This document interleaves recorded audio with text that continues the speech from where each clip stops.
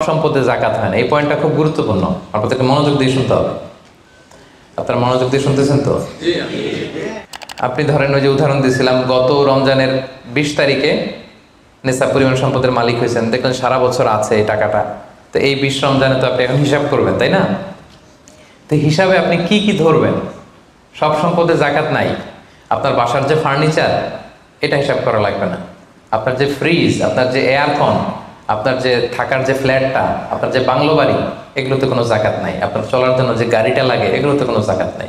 আপনার নিজের জন্য যে ল্যাপটপ, মোবাইল, যত কিছু আছে, গ্যাজেট বলেন, এগুলোতে কোনো যাকাত নাই। তাহলে কিসে যাকাত আছে? যাকাতেবল অ্যাসেট কি, যাকাতযোগ্য সম্পদ কি, সেটা আমরা শুনি। 1 নম্বর হচ্ছে সোনা রূপা, gold and silver in its any form, যে কোনো ফর্মে, যে কোনো ফর্মে। এটা জুয়েলারি হোক, অর্নামেন্টস হোক, এটা বার হোক, বিস্কিট হোক। অনেকে গোল্ডের বার কিনে না, দেখবেন 999-এর ফাইনেস্ট গোল্ড, একেবারে খাপটাত নাই, 24 ক্যারেটের গোল্ড, 999 লেখা থাকবে ওটার উপরে চকচকে, আপনার গোল্ডের বার, গোল্ডের বিস্কিট। অনেকে শখ করে গোল্ডের প্লেট টেট, তৈজসপত্র এগুলো কিনে। হ্যাঁ, স্বর্ণের ঘড়ি অনেকে কিনে। পুরুষের জন্য কিন্তু স্বর্ণের ঘড়ি, আংটি কোনোটাই পরা বৈধ না। কিন্তু যদি কেউ কিনে, স্বর্ণের কলম আছে, শখ করে কিনে অনেকে, টাকা রাখার জায়গা পায় না, তো ভাবে যে একটা কলম কিনে ফেলি স্বর্ণের, তারপর স্বর্ণের ঘড়ি, স্বর্ণের এই সেই। তো এরকম জুয়েলারি বলেন, তৈজসপত্র বলেন, যা যা আছে আপনার সব হিসাব করতে হবে in its any form. Gold and silver, এটা যাকাতেবল অ্যাসেট। বোনেরা অনেক সময় প্রশ্ন করে যে যেই গহনা আমি পরি, এটারও কি যাকাত দিতে হবে? ইখতিলাফপূর্ণ মাসালা, বিশুদ্ধ মত হচ্ছে দিতে হবে। 3 মাযহাব বলছে দেয়া লাগবে না, ইমাম আবু হানিফা বলছে দেয়া লাগবে, এবং আবু হানিফা রাহিমাহুল্লাহর কথাটাই ভ্যালিড, বেশি যুক্ত। সুনানে আবু দাউদের হাদিস, আম্মা জান আয়েশা রাদিয়াল্লাহু তাআলা আনহা স্বর্ণের বা রূপার একটা আংটি পরে আছেন। রাসূল সাল্লাল্লাহু আলাইহি ওয়াসাল্লাম বললেন যাকাত দিছো? আম্মা জান বলেন না, এটা পড়ছি যাতে আপনার সামনে আমি আমার সৌন্দর্য বাড়াতে পারি। রাসূল সাল্লাল্লাহু আলাইহি ওয়াসাল্লাম বললেন হাসবুকি মিনান নার, জাহান্নামে ঢুকাতে এটাই যথেষ্ট। সাথে সাথে যাকাত দিয়ে দিলেন আম্মা জান আয়েশা। তো আম্মা জান আয়েশা তো এটা পরিহিতা ছিলেন, কি বলেন। আরেক নারী আসলেন তার মেয়েকে নিয়ে, হাতে 2টা স্বর্ণের চুড়ি। রাসূল বললেন যাকাত দিছো? দেই নাই। বলতেছে তুমি কি পছন্দ করো যে এই 2টা চুড়ির পরিবর্তে আগুনের 2টা চুড়ি জাহান্নামে পরানো হবে? ওই মহিলা ভয়ে তাড়াতাড়ি খুলে দিচ্ছে, রাসূলুল্লাহ নেন, পুরোটাই দিয়ে দিলাম। তো এই হাতের বালাও কিন্তু ওই মেয়ে হাতে পড়া ছিল, তাই না? এতে করে বোঝা যায় যেই জুয়েলারি আমার বোনেরা আপনারা ইউজ করেন, সেটারও যাকাত দিতে হবে, সেটারও যাকাত দিতে হবে। আপনার সিন্দুকে থাক, গলায় থাক, আপনি সব কাউন্ট করে যাকাত দিবেন। তবে আপনি বিক্রয় মূল্য হিসাব করবেন, কারণ আপনি 1 লক্ষ টাকা দিয়ে একটা নেকলেস কিনছেন, বেচতে গেলে কি 1 লক্ষ পাবেন? কথা বোঝেন নাই? পাবেন? এটার সাথে খাদ আছে, এটার মেকিং চার্জ আছে, জুয়েলারি দোকানেরও একটা মেকিং চার্জ রাখে। তো আপনি যখন আপনার নেকলেসটা বিক্রি করতে যাবেন, ওরা 20% কাট করে দেবে।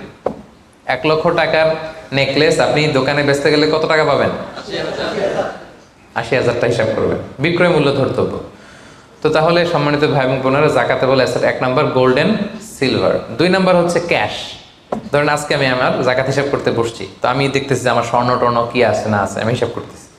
স্বর্ণের পালা গেল, এবার আমি হিসাব করবো আমার ক্যাশ কোথায় আছে, পকেটে কত, ওয়ালেটে কত, ড্রয়ারে কত, ব্যাংকে কত, কারেন্ট অ্যাকাউন্টে কত, ফিক্সড অ্যাকাউন্টে কত, সেভিংস অ্যাকাউন্টে কত।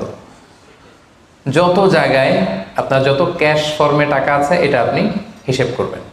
এগুলো যাকাতেবল অ্যাসেট। আরও কিছু সম্পদ আছে, এগুলো ক্যাশ না, তবে ইজিলি লিকুইডেট করা যায়, চাইলে টাকা বের করে আনা যায়। যেমন প্রাইস বন্ড অনেকে কিনে রাখে না, আমাদের ডাক বিভাগের সঞ্চয়পত্র আছে না, এগুলো ফিক্সড ডিপোজিট, অনেকে ইন্স্যুরেন্স করে, লাইফ ইন্স্যুরেন্স। এগুলো চাইলে আপনি টাকা বানাতে পারেন।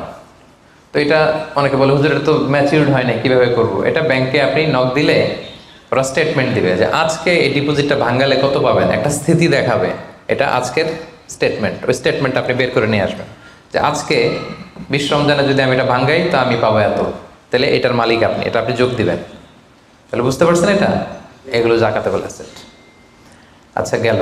এরপরে ব্যবসার সম্পদ, উরুদ উত্তেজারা, যত ব্যবসার সম্পদ আছে এটা কিন্তু আপনি যাকাতে হিসাব করবেন। উদাহরণ দিই, একজন বিস্কিট ফ্যাক্টরির মালিক, উনি বিস্কিট বিক্রি করে। তো আজকে আমি যে যাকাতের হিসাব করতে বসছি, আমি আমার কোম্পানিতে ফোন দিয়ে আজকে কত carton biscuit ready to sell কত কার্টুন, ধরেন 50,000 পিস, তো এটার দাম কত, বিক্রয় মূল্য আমি যোগ দেব।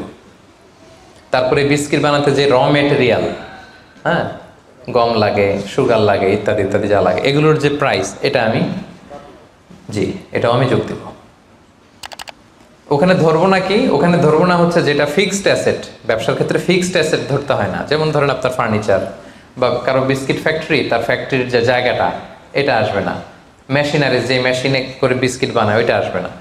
তারপরে ধরেন এটা লরি ট্রাকে করে বিভিন্ন জায়গায় আমি পাঠাই আমার প্রোডাক্টগুলো, এই যে ট্রাকের দাম টাম, এগুলো কিন্তু ধরা হবে না। এগুলো ফিক্সড অ্যাসেট, মেশিনারি ধরতে হয় না।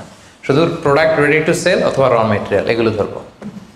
শেয়ার বাজার আছে, অনেকে শেয়ার কিনে, এটাও আপনি ধরবেন।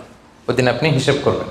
শেয়ার দুই ধরনের, একটা আছে আপনার প্রাইমারি, একটা নেট ভ্যালুয়েশন করা হয়, পরে এটা একটু দাম বাড়লে অনেকে দেখবেন যে সারাদিন দেখতে থাকে দাম বাড়লো না কমলো, সেকেন্ডারি মার্কেটে এটা সেল করে দেয়, আছে না? তো এটা আজকের দিনে আমার এই শেয়ারটা সেল করলে কত প্রাইস পাবো, ওই প্রাইসটা আমি যোগ দিয়ে দিব। ওকে, আচ্ছা গেল। আরেকটা আছে কোম্পানির শেয়ার কিনে অনেকে, ধরেন বিশাল বড়, বাংলাদেশে বড় কোম্পানি, বেক্সিমকো কোম্পানি, তারপর ওই কোম্পানি, এটার আপনি শেয়ার কিনবেন, লং টার্ম ইনভেস্টমেন্ট শেয়ার থাকে, ওইটা কিভাবে ধরবেন? ওইখানে কোম্পানির অ্যাকাউন্টসে আপনি নক দিলে জাকাতেবল অ্যাসেট কত আছে এটা ওরা বলে দিবে। বড় কোম্পানিগুলোতে ম্যাক্সিমাম 40% জাকাতেবল অ্যাসেট থাকে। এই যে লিস্টগুলো আপনাকে শোনালাম, এগুলো হচ্ছে জাকাতযোগ্য সম্পদ। আপনার এগুলোর উপর জাকাত আসে। আজকে 20 রমজান, আমার 1 বছর হয়েছে, এগুলো সবগুলো আমি যোগ দিব। তাহলে জাকাতযোগ্য সম্পদ কি, মোটামুটি একটা ধারণা পেয়েছি না?